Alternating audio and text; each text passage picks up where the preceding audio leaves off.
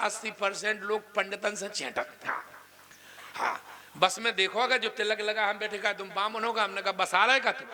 हाँ, बामन है बामन, तुम्हें क्या तकलीफ है बामन से? हाँ, मैं तुम्हें बता दूं ब्राह्मण यदि नहीं होते, अच्छा बोलो जब 13 में बब्बा मरत तब गिलास दे दो ने तनखा पूरे बीजेपी के में बुला के और कांग्रेस के उन्हें दो जे गिलास। अच्छा वकील साहब महाराजन की इज्जत तो 13 में रह गई, वो नहीं रही कहूँ बस। हाँ 13 में ऐसी फट्टी बिछा के ऐसे मलमल के पांव धोके का दद्दा का बेकुंड पहुंचाओ नहीं बोला। और कहूं अगर लड़का को ब्याह हो रहा हो और पंडित लेट हो गए, अरे अब नैया महाराज तो नैया व्यवहार या लगन दो लक्ष्मी नारायण, तुरंत 1 मिनट में कला बदलत है। इसलिए याद रखो ब्राह्मण ये भाग देखो, एक तर्क में तुम्हें दे रहा हूं, आप अपने दरवाजे पे चांदी का या सोने का लेटर बॉक्स बनवा के राजा टांग दो और रोज चिट्ठियां डालो, चली में जितने तुम डालो, जहां के लिए आपने डिस्पैच की वो जाएंगी नहीं जाएंगी? क्यों नहीं जाएंगी? कि उस पत्र पेटिका का संबंध डाक तार विभाग से नहीं है और तुम डाक तार विभाग की सड़ी जंग लगी खती पत्र पेटिका हो गए में चिट्ठियां डालो, तुरंत मोसिया का मिल जाए बिल्कुल जाए। क्यों? उस पत्र पेटिका का संबंध डाक तार विभाग से है। पढ़ो यजुर्वेद, ब्राह्मणोस मुखमासीद बाहु, ब्राह्मण भगवान का मुख है। भगवान ने एकादश स्कंद में कहा जो ब्राह्मणों को अच्छा बढ़िया मधुर मधुर भोजन कराते हैं तो मैं हवन से इतना खुश नहीं होता जितना उनको भोजन कराने में खुश होता हूं। आपसे मैं निवेदन करूं तो भगवान कृष्ण ने अपनी पितृभक्ति दर्शाई और माता पिता की इतनी महिमा का बखान किया। कहा पिताजी जो पुत्र माता पिता की सेवा नहीं करता वो जिंदा मुर्दा के समान है। तो आओ भगवान श्री राम उस समय पिता के कहने से राज्य को ऐसे छोड़ के चले आए। कवितावली रामायण पढ़ो, कवितावली में लिखा राजवलोचन राम चले तज बाप को राज बटाऊ की नाई। बाप के राज को छोड़ा, ससुराल को नहीं छोड़ो, कोनु दान को नहीं छोड़ो, तज बाप को राज छोड़ दिया और चले आए। बहुएं बैठी हैं, आज तुम्हें एक बात बता दूं, बोलो बहुएं उठती बड़े भोर से, मम्मी आज सपनों आओ। काहे को आओ? आज तो पापा दिखाने है, तुम्हारे भले हो जाए, तुम्हें सास ससुर नहीं दिखा, जब देखो जब पापा ही दिखा। हाँ तुम्हें, लेकिन जानकी जी जगी ध्यान से सुन लो, वहां राम रजनी अवसेजा और जागी सी स्वप्न यश देखा। क्या स्वप्न देखा? देखी सास आन अनुहारी और सकल मलिन मन दीन दुखारी। ये रामचरितमानस की बहू है जो अपने सपने में भी सास ससुर को देखती है। सुन लो बेटा, आ रहा। जानकी जी रोने लगी। श्री राम जी ने कहा क्यों रो रही हो? कहा मैंने ऐसा सपना देखा। मैं आज उन बहुओं से भी एक बात कहना चाहती हूँ कि आज की बड़े घरों की सम्रांत गणमान्य परिवारों की बहुएं अपने बाल खोलती हैं, उसी मोर जैसी भार के फैलाती हैं, याद रखो नारी को बाल नहाने के अलावा नहीं खोलना चाहिए। वो बालों के खोलने का भी एक दिन निश्चित करो, गुरुवार को छोड़ करके अन्य दिन बाल खोल के नहा सकती हो। आपसे मैं निवेदन कर दूं, अगर सुहागिन स्त्री अपने बाल खोल के चलती है तो बड़ी माने खराब काम करती है। क्योंकि वो शिव पुराण में जब भगवान शंकर का विवाह होके विदा हुई तो हिमांचल और उनकी पत्नी मैना तो बेहोश हो गए। उस समय एक ब्राह्मणी ने आकर के पार्वती को जो नारी धर्म की शिक्षा दी, तुम्हें प्रदीप मिश्रा ने जब कभू न सुनाई हुई है। हाँ माताएं सुन लें, उस ब्राह्मणी ने उस समय क्या कहा, बेटा जहां तुम जा रही हो कभी तेज आवाज में बात मत करना, बेटा कभी दोनों हाथ उठा के अंगड़ाई नहीं लेना, कभी बाल खोल के मत चलना, कभी धरती पे माताएं आजकल जो औंधी हो जाती हैं यही से तो जो पानी नहीं बरस रहा हो तुम्हें। हाँ धरती यही से फट रही, कभी भी तुम लोगों को दंडवत नहीं करना चाहिए। अच्छा हम पंडित जी लोग तुम्हारे घरे आ जाए, खीर खुआओ, पूड़ी खुआओ, पुआ खुआओ, रबड़ी खिलाओ और 500 को नोट दे दो, कोई दिक्कत नहीं, लेकिन पाँव न परो करे तुम। हाँ पाँव तो तुम कैसे परो? गुरुजी प्रणाम, बस इतना दूर से कर लो। बहुओं को बेटियों को आजकल तो महाराज जी जाने सब जाते कथा कह रही है, पाँव परवावे में इतनो मजा आओ, जिस ज्यादा परवाओ तो ठाकुरन की और बाउनन की बंगन से परवाओ। तो उनके पांव टूटन लगे, एक को तो कट गो सूट के, तुम्हें बता। वो आदमी बोले इनको काय कटो, हम नहीं और परवा ले पाओ। हम आपसे सच्ची बता रहे हैं, चाहे ठाकुर की हो चाहे ब्राह्मण की हो, किसी भी जात की हो, जब 80 साल की बूढ़ी माई हमारी तरफ दौड़ती राजा, तो हम तो पांव हाथ पकड़ ले, हम कहा भाई तुम तो रुपया दे दो जो लाए हो, पांव साव ना पड़ो बस। हाँ, हमें पांव परवाए में बहुत तकलीफ होती। कहा कि देवी मांगे ध्वजा नारियल, हनुमत मांगे रोट, और पीर मदार मलीदा मांगे है पैसा पे चोट। देखो तो बाबा कैसे फरफरा रहे थे, तुम्हें बता बात है पैसा लिखा। अब देखो पैसा ही के बिना कच्चू नहीं हो, हम तुम्हें बता। हाँ और का नहीं, तो याद रखो दंडवत नहीं करो। मनु जी ने दंडवत किया लेकिन शत्रुपा को नहीं करने दिया। आप मानस जी पढ़ना, कभी बाल नहीं खोलना, और सुहागिन स्त्री को बाल नहीं खोलना चाहिए। नारी बा के बाल कब खोलते हैं? बस ठीक है ठीक है, जब उसका संसार उजड़ जाता है। तो गोस्वामी जी ठीक है ठीक है बढ़िया, माँ रंधुरंध ठीक है बढ़िया। हाँ देखो आपको एक बात बता दें, कहते हैं छूटे केश ना, बोलो केस छूट गए, तारा की विधवा हो गई, तो विधवा नारी केस खोलती है, सुहागिन नारी को कभी अपने बाल नहीं खोलना चाहिए, याद रखो। और अपनी मांग में सिंदूर इतना भरना चाहिए कि जहां तक तुम्हारी मांग सीधी हो, टेढ़ी मांग नहीं खा लोगे। आजकल की जो टेढ़ी मांग कर दी वो इतने टिपकिया लगा लेती धनक। जितनी गहराई से मांग भरोगी उतनी लंबी उम्र तुम्हारे पति की होगी, ध्यान रखो। दादा हरो एक गांव में हम गए, एक बाई हरी मांग भरे थी, भगवान जान। हमने भाई हमने सिंदूर तो दुनिया का, देखो तुम जा हरी मांग काय भरे। बोले हमारा आदमी रेलगाड़ी में ड्राइवर है, लाल भरत तो घर में नहीं घुसा। सो हमने हरी भरव शुरू कर दी कि चलो आप तो लाइन क्लियर है। ये तो मौज की बातें हैं, याद रखो। जानकी जी रोने लगी, जरा ध्यान से सुनो। ये इदम मदीयम नवीनम व्याख्यानम, ये मेरी नवीन अवधारणा है। माता जानकी रोने लगी तो राम जी बोले लखन सपन यह नीक न होई। और जिन जिन के सपने हुए वो सच्चे हुए। चौथे पहर गए तो भगवान श्री राम ने श्रीमद् वाल्मीकि रामायण में 3 ब्राह्मणों को बुलाया। 3 अधिकांशतः आपने देखा होगा विद्वान लोग बैठे हैं, पिता पितामह प्रपितामह, 3 को ही पिंडदान दिया जाता है। बोलो 3 को। तो भगवान श्री राम जी ने 3 ब्राह्मणों को बुलाया, और 3 ब्राह्मणों को बुलाकर के राम जी ने इंगुदी के फलों से चक्रवर्ती महाराज श्री दशरथ का जब श्राद्ध किया, तो महर्षि वाल्मीकि लिखते राम जी की दशरथ जी की भुजा प्रकट हो गई, और राम जी रोने लगे, लक्ष्मण अगर भुजा प्रकट नहीं होती तो पिताजी मरे नहीं होते। देखो पिताजी का शरीर शांत हो गया। उस समय राम जी इतने रोए कि चित्रकूट के पक्षी भी उड़ गए उनका रोना सुन के। भगवान श्री राम ने पिता के वात्सल्य भरे हाथ से प्रार्थना की कि पिताजी आज तक जिन जिन बेटों ने पिंडदान किया कुशा पे किया है, अगर मैं हाथ पे पिंडदान करूंगा तो धरती की मर्यादा बिगड़ जाएगी। मुझे मर्यादा पुरुषोत्तम कहते हैं। महाराज श्री दशरथ की भुजा अदृश्य हो गई। राम जी ने पिंडदान करने के बाद 3 ब्राह्मणों को भोजन के लिए बुलाया। 3 ब्राह्मणों को जब बुलाया, जानकी जी से कहा तुम अन्न परसो। तो एक पंडित जी के पास जब जानकी माता गई तो उसमें महाराज रघु का दर्शन हुआ। दूसरे के पास गई तो उसमें महाराज अज का दर्शन हुआ। और तीसरे के पास जब पहुंची तो चक्रवर्ती दशरथ का स्वरूप जब देखा तो जानकी बेहोश हो गई और लौट गिर गई। श्री राम जी ने होश में लाके कहा क्यों गिर गई? बोले जब मैं तीसरे महाराज के पास गई तो मुझे अपने ससुर महाराज श्री दशरथ दिखाई दिए। मेरे ससुर सब सहन कर सकते लेकिन मुझे इस तपस्विनी भेष में नहीं देख सकते। अगर मैं जाऊंगी परोसने तो मेरे ससुर भूखे रह जाएंगे, इसलिए ये श्राद्ध का अन्न आप परोसो। आपको एक बात और बता दूं, यहाँ बहुएं बैठी हैं और जे ऊंचे घरन की ठाकुरन की बहुएं बैठी, बड़े बड़े घरन की। हाँ बेटा हरो तुम्हें बता दें ससुर की क्या आत्मा होती है। जब ससुर पाग बांध के जाता है अपने बेटा का विवाह करने के लिए, अरमान खोल के खर्च करता है।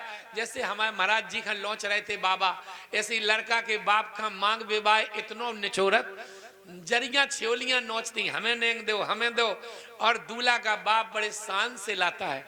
अच्छा आपको बता दूं जब बहू आती है तो ससुर की फूटी आंख खुल जाती है।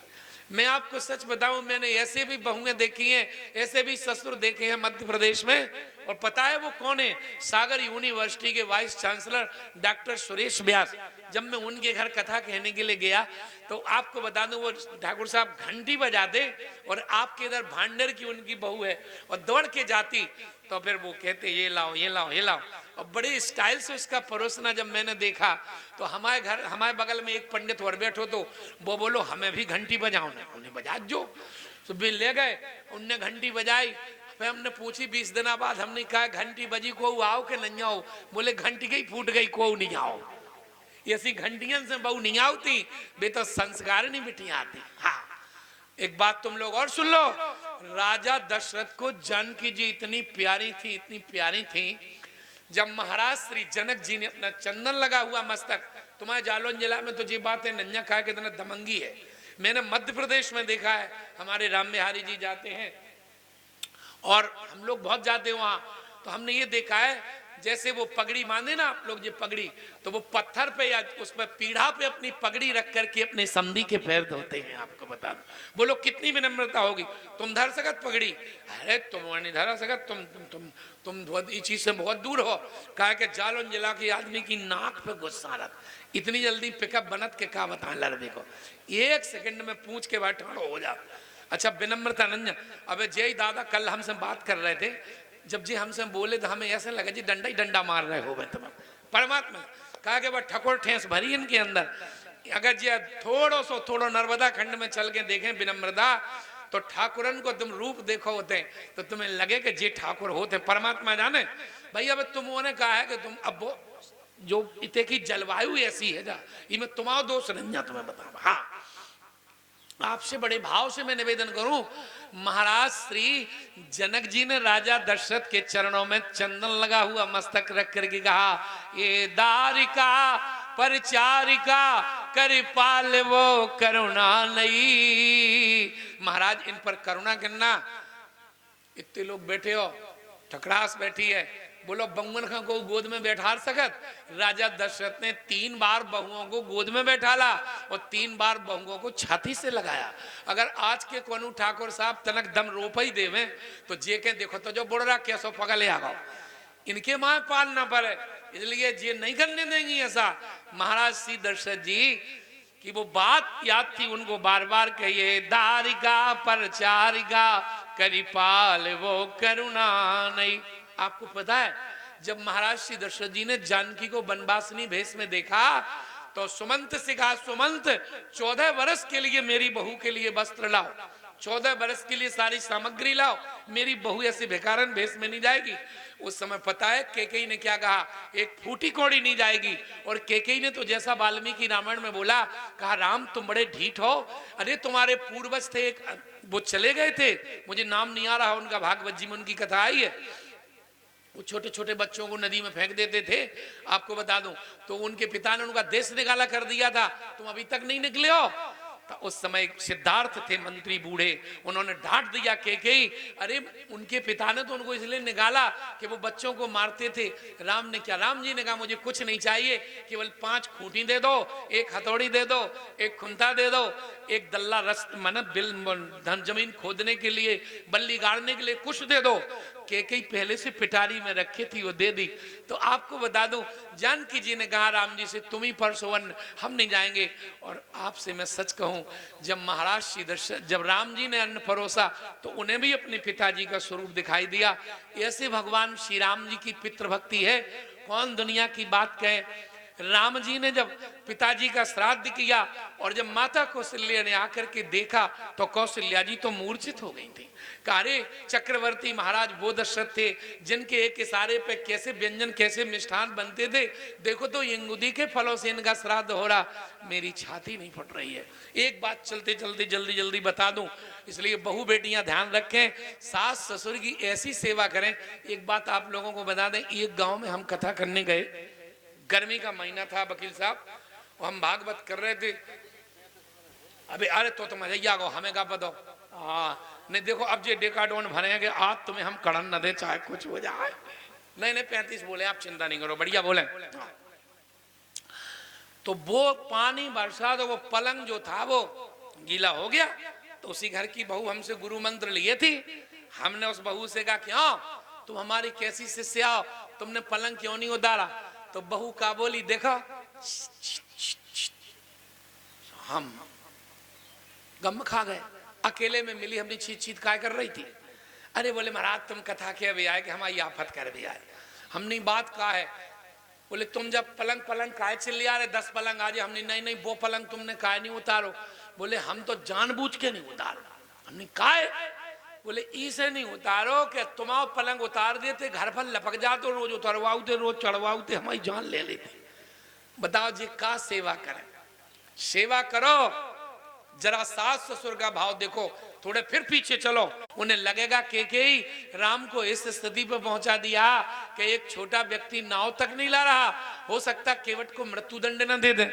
तो फिर बोले केवट की न बहुत शिव गाई। अच्छा तो ये बताओ मेरे राम ने क्या कहा? राम जी का संदेश सुमंत ने ज्यों का त्यों सुना दिया। मेरे लक्ष्मण ने क्या कहा? किम बाचो वचो रामा किम बाचो च लक्ष्मणा। मेरे लक्ष्मण ने क्या कहा? मेरे लक्ष्मण का बता दो। बोले लखन कहे कछु वचन कठोरा। तो दशरथ जी ने सोचा के कई से कहे हुन्य हमसे ना कहो, अपने मन ही मन आदमी अर्थ ले ले। अच्छा जी बता दो मेरी बहू ने क्या कहा? माताओं सुन लो, बहू कितनी प्यारी होती है ससुर को। तो सुमंत जी बोले समाचार कछु कहन लिए सिय भई शिथिल स्नेह। शरीर ढीला पड़ गया। फिर बोले ते ही अवसर रघुवर रुख पाई केवट पारई नाव चलाई। हम सुन ही नहीं पाए का कहो, जबकि उन्होंने क्लियर संदेश कहा था सास ससुर सन मोरहित। उनका मतलब था कि अगर हम संदेश सुना देंगे तो राम का संदेश सुन के तो जी बच सकते, लेकिन जानकी का संदेश सुन के नहीं बचेंगे। इसीलिए तो जटायु जी से राम जी ने एक बात कही है गीतावली रामायण। हाँ, एक हमारे बनारस के बहुत अच्छे कथावाचक है मदन मोहन मिश्रा। एक दिन हमसे बोले पाठक जी हम बुंदेलखंड के बहुत शब्द जानते हैं। हमने महाराज जी ना जाना तुझो। बोले पूछो। हमने बताओ अच्छा लपक लो लज्जा की ये कहो जा। सुबे अकबका गए। बोले हमने तो आज तक नहीं देखी लपक लो लज्जा का हो। हमने यही गुना तो बुंदेलखंड है। बोला तो देखो बुंदेलखंड में बुंदेली भाषा में गोस्वामी जी गीतावली में लिखते हैं मेरो सुनियो तात संदेशो। संदेशो ये बुंदेली में सी हरण जल कहो पितासन हुई है बहुत अंदेशो। मानस जी में सीता हरण तात जल कहो पितासन जाए। और जो देखो पिताजी को जानकी के हरण का समाचार मत बताना। क्यों? बोले सुमंत वनगमन का संदेश नहीं सुना सुगा, अगर तुम हरण का संदेश सुना दोगे तो अभी तो पिता ने मानव शरीर छोड़ा और कहीं ऐसा ना हो हरण का संदेश सुने तो अपना देव शरीर छोड़ दें। तो बेटा वो है जो अपने बाप को लोक में सुखी रखे और परलोक में सुखी रखे। ये बेटों का काम है। आज वो क्या बोलते वो अरे मोड़ी मालती पुत्रवती एक बात कह गई तो हमें एक बात याद आ रही है। भागवत जी में नरसिंह भगवान ने जब हिरण्यकश्यपु को मार डाला तो भगवान नरसिंह भगवान बोले प्रहलाद से कि प्रहलाद जी वर मांग लो। प्रहलाद जी बोले दद्दा ने कितने वर मांगे, जब बेनी बचे तो हम वर मांग के क्या करें। भगवान बोले नहीं मांग लो कछु मांग लो। तो प्रहलाद बोले प्रभु यदि वरदान देना चाहते हो तो एक बार दे दो कि हम आज से आपसे कभी कुछ ना मांगे। भगवान ने कहा ये तो कोई बात नहीं हुई, मांग लो। तो प्रहलाद जी ने नरसिंह भगवान से कहा कि प्रभु अगर वर देना चाहते हो तो एक बार दे दो, हमारे बाप का आपका जन्मजात विरोध रहा। हाँ, हम आपसे एक ही वर मांग दे कि मरने के बाद हमारे बाप की अधोगति न हो। ये वर मांगा तो नरसिंह भगवान के नेत्र सजल हो गए और उन्होंने कहा प्रहलाद जिस खानदान में तुम जैसा भक्त बेटा पैदा हो जाता है वो अपने परिवार की 21 पीढ़ी का उद्धार कर देता है। बाप तो बहुत बड़ी बात है। और प्रहलाद यत्र यत्र चौमद भक्ता प्रशांता समदर्शना साधवा समुदाचारास्ते पूयन तप कीट का। प्रहलाद जहां तुम जैसे भक्त बेटा पैदा हो जाते हैं वहां के मनुष्यों की तो बात छोड़ो, वहां के कीट पतंगे भी तर जाते हैं। लेकिन मालती ने बेटन की बात करी पर चलते चलते अब सुनो वकील साहब चाहे ज्यादा हो चाहे कम हो अब नहीं डट रहे हम तो घरे जा रहे हैं, अब टाइम बहुत हो रहा हो। हाँ हो कुआ खोदने का जो पुण्य होता है एक बावरी खोदने से होता है। एक बावरी 10 कुआ खोद दो एक बावरी खोद दो, क्योंकि कुआ में तो बाल्टी रस्सी से पानी आएगा, बावरी में आदमी जाके ले आएगा। 10 कूप समा बापी, 10 कुआ के बराबर एक बावरी होती है। और 10 बापी समा हृदय, 10 बापी के बराबर एक तालाब होता है। और 10 तालाब के बराबर एक बेटा होता है। समझो, 10 तालाब के बराबर एक बेटा होता है और 10 बेटा के बराबर एक बेटी होती है। 10 बेटा का जो होता है वो एक बेटी होती है। बेटा तो 21 पीढ़ी का उद्धार करता है, लेकिन शिव पुराणकार लिखते हैं मातृवंशा, जिस खानदान में वो बेटी पैदा होती है मातृवंशा, तो सबसे पहले अपने ममाने की 21 पीढ़ी का बेटी उद्धार कर देती है। फिर पितृवंशा, फिर जिस बाप के घर में उसने जन्म लिया अपने बाप की 21 पीढ़ी का उद्धार कर दी है। और जहां वो बहू बन करके जाती दुल्हन, फिर पति की भी 21 पीढ़ी का उद्धार कर देती है। बेटा तो केवल 21 पीढ़ी का उद्धार करता है, बेटी 63 पीढ़ी का उद्धार करती है। और बेटा तो बाप का मरने के बाद उद्धार करता है, लेकिन जिस दिन बाप हरे मंडप के नीचे बेटी के हाथ पीले करता है, बेटी जिंदा में ही बाप का उद्धार कर देती है। इसलिए हमारे यहाँ बेटा और बेटी दोनों बराबर हैं। और इन्हीं मंगल कामनाओं के साथ वाणी को विराम। 2 बार भगवान नाम संकीर्तन, श्री राम जय जय राम। जोर से बोलो, वे आनंद नहीं आओ। देखो, श्री राम जय जय राम। आपके इस कीर्तन से जो जितने दृश्य अदृश्य रूप में ये कीटाणु हैं, ये भी भगवान नाम सुनकर के धन्य होते, भगवान के धाम को चले जाते। बोलो वृंदावन बिहारी लाल की, बोलो श्री सीताराम जी महाराज की। आदरणीय वकील साहब ने हमें बुलाया, उनके द्वारा हमको यहाँ 30 वर्ष बाद आप सबको भगवान की कथा सुनाने का सौभाग्य मिला। इसलिए पूज्य वकील साहब के प्रति हम हृदय से कृतज्ञता ज्ञापित करते। और ब्राह्मण होने के नाते आप सबको एक वेद मंत्र से आशीर्वाद, आपके कानों को अच्छा सुनाई दे, आपकी आंखों को अच्छा दिखाई दे, आपकी बुद्धि अपने अच्छे कार्यों में लगे, यही हमारी शुभकामना। बोलो वृंदावन बिहारी लाल की। देव लिफाफा जल्दी बस।